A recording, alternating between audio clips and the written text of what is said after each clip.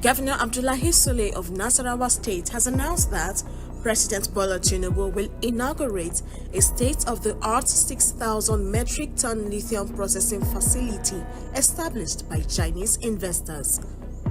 Goal number one is a terawatt-hour scale battery production. You basically need on the order of roughly 10 terawatt-hours a year of battery production to transition the global fleet of vehicles to electric. Imagine this for a moment. The richest man alive shows up at your doorstep. He isn't just offering money, he's offering billions. All he wants in return is your resources. For most countries, the answer would be obvious, a quick yes. But Nigeria did something no one expected. When Elon Musk, the billionaire behind Tesla and SpaceX, tried to secure Nigeria's lithium, the government turned him down. That's right, Nigeria rejected a deal worth billions. A deal many thought was impossible to refuse. And yet, only a few months later, Nigeria made a very different decision. They signed a lithium deal, but not with Musk. Instead, they chose a Chinese company. The same resource, the same billions on the line, but a completely different partner. Why? Why would Nigeria snub Musk, the face of the West's clean energy revolution, and instead hand over the keys to China? What did Beijing offer that Silicon Valley couldn't? The answer is much bigger than just one deal.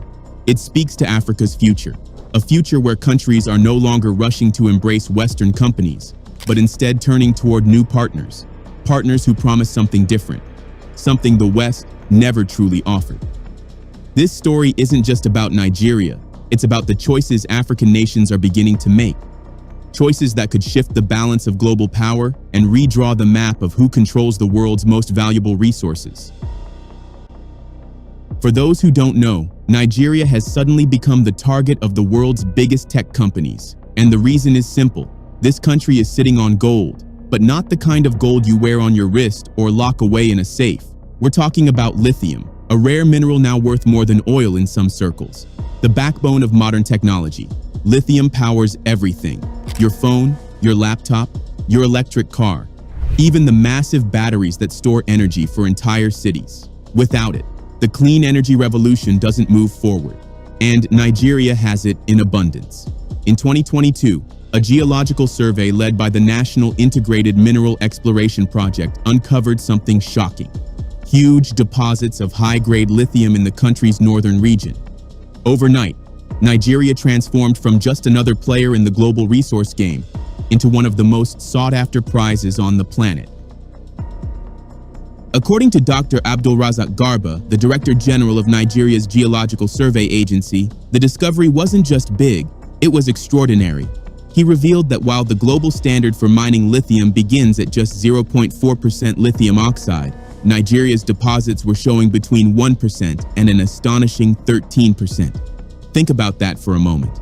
In the world of lithium, those numbers are off the charts, and there's more. Nigeria's lithium isn't the softer kind that requires costly refining. It's hard rock lithium, the exact type investors and tech companies are desperate to secure. In simple terms, Nigeria's lithium is a hot cake on the global market, and everyone wants a slice. The timing couldn't be more dramatic.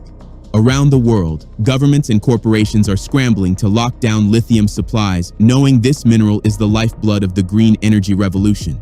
Without it, electric cars stop rolling, and renewable energy storage grinds to a halt. With its massive reserves of high-grade lithium, Nigeria now stands on the brink of transformation. No longer just a resource supplier, it's positioning itself to become a heavyweight in the global lithium race. When Nigeria revealed the shocking discovery of massive lithium reserves, the world took notice. But one name stood out among the rush of investors: Tesla. This wasn't just another business headline, it was a signal. The electric vehicle giant, led by Elon Musk, wasted no time. Reports suggest Tesla was among the very first to show interest, moving quickly, while others were still watching from the sidelines. And Musk's intention was clear: a partnership with Nigeria, not for oil, not for gas, but for something far more valuable in the 21st century: lithium. The raw material that powers every battery, every Tesla on the road, and the future of global energy. Tesla's eyes were fixed on Nigeria. Musk's company wanted lithium, an essential ingredient for electric car batteries. and Nigeria had plenty of it. Vast reserves stretched across Kogi, Plateau, Nasarawa, Oyo, Ekiti, Cross River, and Kwara states. Behind closed doors, Tesla even opened talks. An anonymous company representative spoke with Olamilekan Adigbite, Nigeria's former Minister of Mines and Steel Development. The deal on the table? Nigeria would become a key supplier of lithium for Tesla's global operations. On paper, it sounded like a win. A global giant working hand in hand with Africa's largest economy. But then, something unexpected happened. Nigeria said no. Why would a developing country turn down a trade deal with one of the most valuable companies in the world? The answer lies in one bold demand. According to Adigbite, the government wanted more than just exports.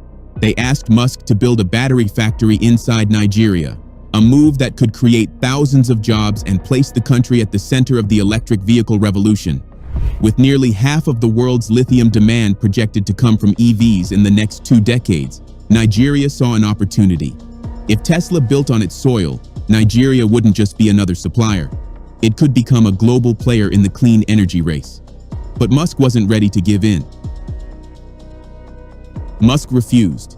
The negotiations collapsed. Tesla's interest was clear. Buy the lithium raw, ship it abroad, and leave Nigeria with nothing but empty pits in the ground. No factories, no jobs, no future stake in the industry. But here's where the story takes a turn. Just 5 months later, another player stepped in. Not from Silicon Valley, but from Beijing. Nigeria struck a deal with Mingxin Mineral Separation Nig Limited, a Chinese company with a very different proposal.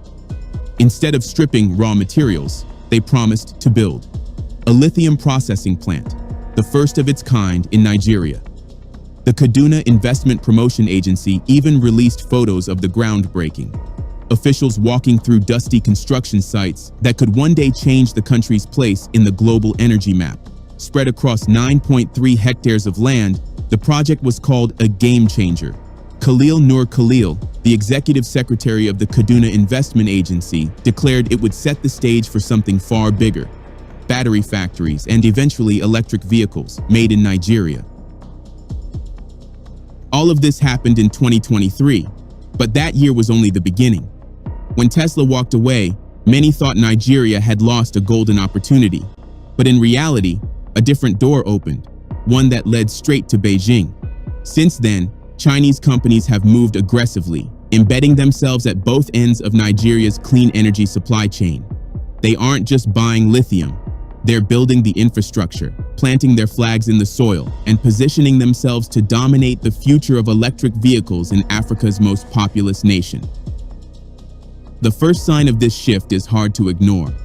A $600 million lithium processing plant is now under construction along the boundary of Kaduna and Niger states. The project belongs to Juling Lithium Mining Company, a Chinese powerhouse founded in 2011. In barely a decade, Juling transformed itself into one of the world's leading suppliers of lithium salts, the very building blocks of electric car batteries. And Juling isn't just serving small markets. Its clients include Tesla, Elon Musk's empire, and BYD, China's own electric vehicle titan and Tesla's fiercest rival. That means the lithium processed in northern Nigeria could one day end up in cars driving on highways in California, or in futuristic BYD fleets dominating Asian megacities. But that's only one half of the story. The second project is taking shape in Nasarawa State, just outside Abuja, Nigeria's capital. Here, Canmax Technologies is pouring $200 million into another lithium processing facility. Unlike Juling, Canmax has a longer history, dating back to 1997. For years, it specialized in supplying battery materials. But in recent times, it has shifted focus, going all in on lithium processing to fuel the global demand for electric cars. The timeline is ambitious. Juling's massive plant is expected to begin production this very quarter. Canmax's facility is scheduled to kick off in the third quarter. Together, they represent an industrial leap that Nigeria has never seen before. On paper, this looks like a victory. Nigeria finally has factories rising on its soil, technology arriving from abroad, and jobs beginning to trickle down to local communities. Government officials have hailed the projects as evidence that the country is moving beyond just exporting raw materials. But here's the catch: control. In both ventures, Chinese companies hold the lion's share of power. More than 80% of the funding and ownership is in their hands, while Nigerian investors are left with minority stakes. To some, this feels less like a partnership and more like a quiet takeover. The question is clear. Is Nigeria truly building sovereignty in the clean energy revolution? Or is it simply trading one form of dependency for another? Because while Musk and Tesla walked away, China stayed and is now digging itself into Nigeria's future, one lithium plant at a time. The story doesn't end with Juling and Canmax. Far from it. According to Nigeria's Ministry of Solid Minerals, even more plants are expected to come online this year. Together, these projects bring Chinese investment in Nigeria's lithium sector to an eye-watering $1.3 billion. And the list of players keeps growing. In Nasarawa State, Ganfeng Lithium Industry, a company registered in Nigeria by Chinese nationals, already operates a $250 million processing plant that quietly opened last year. This makes Ganfeng one of the early movers, positioning itself before the lithium rush went mainstream. But China isn't alone. Across Kaduna State, a British company, Jupiter Lithium, has stepped into the fray. Their discovery of high-quality lithium deposits signals that Western companies don't want to be left behind, even as Beijing cements its lead. So why did Nigeria walk away from Musk and tilt toward China? The answer lies in policy. For decades, Nigeria's mining sector was neglected. After the discovery of crude oil, minerals were forgotten, left underground while oil revenue dominated the economy. But now, under Nigeria's new administration, the rules have changed. The country no longer wants to play the role of raw material exporter. Instead, it has adopted a local value addition policy, a demand that foreign investors do more than just dig and ship. In the words of Dele Alake, Nigeria's Minister of Solid Minerals Development, under our new local value addition policy, we said investors must show us plans for local refining. That has led to these two factories, and that's the crux of the story. Tesla wanted the lithium without the commitment. China offered the factories, the jobs, and the infrastructure. For Nigeria, the choice was clear. But the bigger question remains, is this policy a bold step toward sovereignty or the beginning of a new dependence, this time on Beijing? Nigeria's vision doesn't stop at lithium processing.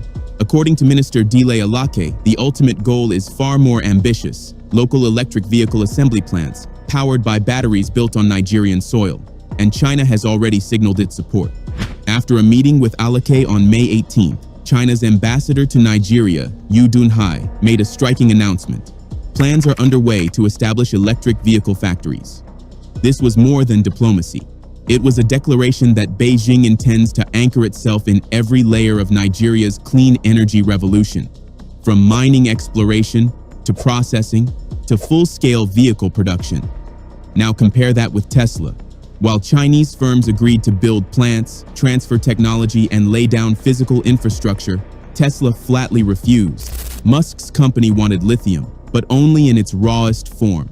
For many in Nigeria, this refusal wasn't shocking. It followed a pattern. For decades, most Western corporations operating in Africa have done the same thing: extract raw materials, ship them out, and leave African nations with little more than environmental scars and lost opportunities. No factories, no industrial base, no real stake in the global supply chain. So when Tesla said no and China said yes, Nigeria made a choice that could reshape its economic future. The question is, will this gamble finally break Africa's cycle of exploitation? Or is Nigeria simply exchanging one master for another? To understand Nigeria's decision, you need to step back and look at the bigger picture. From the colonial era, Africa was deliberately designed to play one role: a supplier of raw materials to the rest of the world. Gold, diamonds, copper, oil, bauxite, whatever the resource, the pattern was the same. Western companies arrived first, extracted what they needed, shipped it out at a bargain, and left Africa with nothing but empty mines and dependency. The formula hasn't changed much. Raw materials leave Africa cheap. They're processed abroad into valuable finished goods, and then those same products are sold back to African markets at many times the price. This cycle has kept the continent trapped for decades, rich in resources, but poor in results. But in recent years, something has begun to shift. African leaders are starting to push back, demanding not just royalties, but real benefits, factories, jobs, local processing that creates value before the minerals ever leave African soil. Take Guinea, for example. The West African nation is home to some of the largest bauxite reserves on Earth. When Emirates Global Aluminum, one of the world's biggest players in the sector, signed a deal there, the Guinean government made one bold demand: build an aluminum refinery inside Guinea. At first, the company agreed. On paper, the promise looked historic. Bauxite mined in Guinea would finally be refined into aluminum in Guinea, a first step toward breaking the cycle. But then came the delays. Deadlines were pushed back. The refinery never materialized. Year after year, the project stalled while raw bauxite kept flowing out of the country. Eventually, Guinea had enough. Tired of broken promises, the authorities took drastic action. They revoked the company's license, sending a clear message: if you won't add value here, you won't mine here. Guinea's story is not unique. Across Africa, it has become a familiar pattern. Foreign companies promise investments. They pledge to build factories, schools, or infrastructure. But once the mining begins, those promises fade into the background. The companies rake in billions in profit, pay almost nothing in taxes, and leave the host nations struggling to see any real benefit. This is why economists call it the resource curse, a cruel paradox where countries with the most valuable minerals remain some of the poorest in the world. But today, a new wave of African leaders is rewriting the rules. Instead of open access to raw materials, they are imposing strict restrictions. No more simple extraction. If a company wants access, it must prove it will build processing facilities on African soil. Nigeria has taken this idea even further. Under its new mining policy, foreign investors are not only required to process minerals locally, they must also commit to transferring knowledge, creating jobs, and contributing to the country's long-term industrial growth. For Nigeria, this is the only way its lithium can become more than just another exported resource. The stakes are enormous. A local processing industry doesn't just add value to minerals, it can boost GDP, train a new generation of engineers, and set Nigeria firmly on the path to industrialization. And the timing could not be more critical. While Nigeria is not yet among the world's top lithium producers, the discoveries made in Kogi, Plateau, Nasarawa, and beyond suggest untapped reserves of staggering potential. Analysts say the global lithium market is about to explode, fueled by the rise of electric vehicles and renewable energy storage. The numbers tell the story. According to Future Market Insight, the lithium mining sector has already become a cornerstone of the clean energy transition. Demand for lithium-ion batteries is skyrocketing. In fact, by 2024, electric vehicles alone accounted for over 70% of the world's lithium consumption. This is the market Nigeria is stepping into, a race not just for profit, but for relevance in a world hurtling toward a green energy future. In 2024, Business Day's findings showed global demand for lithium mining reached an impressive $3.9 billion, highlighting its pivotal role in the energy sector. With countries such as the United States, China, and members of the European Union pushing for net zero emissions by mid-century, lithium demand is expected to escalate further. These batteries power electric vehicles, EVs, renewable energy storage systems, and consumer electronics, making lithium a critical resource for a sustainable future. What this means is that Nigeria can get into an industry still considered mainly on the ground floor. Nigeria is sitting on a gold mine, or rather a lithium mine, said Tomiwa Bio-Ojo, a geologist and mining expert. You see, most of the world's lithium is produced in 4 countries: Australia, China, Chile, and Argentina. However, these countries do not produce enough to fulfill the expanding worldwide demand. As a result, the search for lithium has moved to Africa and is already being extensively mined in Zimbabwe, which is currently Africa's largest producer, Namibia, the Democratic Republic of the Congo, Mali, Ghana, and now Nigeria. With the global demand for lithium skyrocketing, Nigeria has a unique opportunity to leverage its reserves to boost the economy and play a significant role in the global energy transition. However, despite the potential, there are growing concerns that this new resource would lead to violence as people fight for control of the new commodity. Nigerian history is strewn with conflicts over natural resources. These range from low-level tensions to large-scale insurrections and are aggravated by disagreements over access and management of the resources and the unequal distribution of the benefits generated by them. Nigeria has long been a case study for the resource curse, where despite large amounts of natural resources, the country gets poorer, not richer. Despite substantial revenue earnings, Nigerians suffer from poor infrastructure, insufficient healthcare services, and a dearth of basic necessities. Over time, Nigeria's reliance on its ample natural resources such as oil has resulted in growing poverty, unemployment, and corruption. The presence of large amounts of in-demand resources also attracts groups looking to fund illegal activities. According to the United Nations, this is already evident in Nigeria's Zamfara state, where illegal gold mining has become a major driver of banditry. The collaboration between some high-profile Nigerians and foreigners has festered this activity. Across the country, illegal resource extraction is deepening conflict requiring urgent intervention. Interestingly, across the globe, countries that have discovered lithium have become susceptible to violence. In India, the People's Anti-Fascist Front issued a threat stating that it would not tolerate the exploitation and theft of lithium discovered recently in Jammu and Kashmir. Based on this, analysts have predicted that the discovery of high-grade lithium in Nigeria is likely to trigger violence. However, the fact remains that lithium is a valuable mineral with multiple uses in the emerging green economy. If the government can play its part, then Nigeria can potentially become a major player in the global lithium market. What are your thoughts? Let us know in the comments section below. Don't forget to like this video, drop a comment, and subscribe to our channel.